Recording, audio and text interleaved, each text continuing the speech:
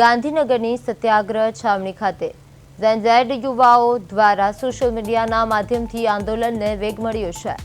કોઈ ચોક્કસ રાજકીય નેતૃત્વ વિના રાજ્યભરમાં યુવાઓ સ્વયંભૂ રીતે જોડાઈ રહ્યા હોવાનું જોવા મળી રહ્યું છે। આંદોલનને લઈને પોલીસ અને ઇન્ટેલિજન્સ એજન્સીઓ સ્થિતિ પર નજર રાખી રહી છે।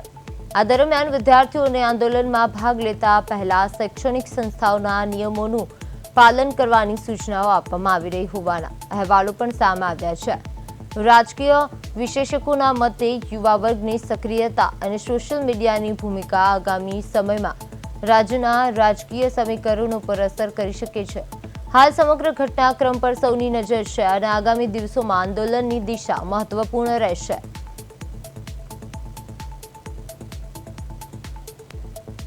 ગાંધીનગરમાં આજથી ઝેડનું આંદોલન શરૂ કરવામાં આવ્યું છે। પેપર લીક અને ગેરરીતિ મામલે યુવાનો મેદાને ઉતર્યા છે અને ઝેડ આંદોલનથી ગુજરાત સરકાર ચિંતામાં મુકાયો છે। પોલીસ અને ઇન્ટેલિજન્સ એજન્સીઓ એલર્ટ મોડ પર છે, જ્યારે વિદ્યાર્થીઓને હોસ્ટેલ કોલેજમાંથી કાઢી નાખવાની ધમકી પણ આપવામાં આવી છે। તો આજ મુદ્દે વધુ વાત કરવા માટે અમારા સંવાદદાતા આનંદ આહિર ફોન લાઈનમાં જોડાઈ ગયા છે।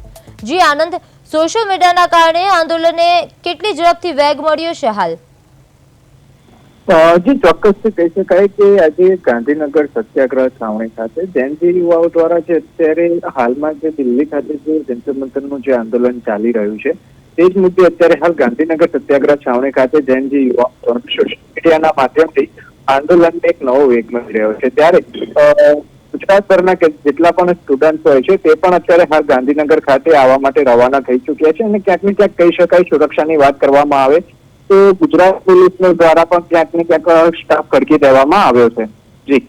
જી, કોઈ રાજકીય નેતૃત્વ વગર આંદોલન કેવી રીતે સંગઠિત થઈ રહ્યું છે હાલ?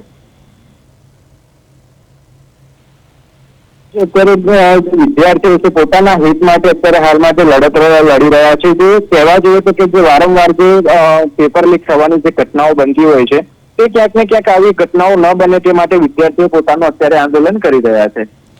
જી આનંદ, અત્યાર સુધી આંદોલન દરમિયાન કોઈ કાયદો વ્યવસ્થાની સમસ્યા સામે આવી રહી છે?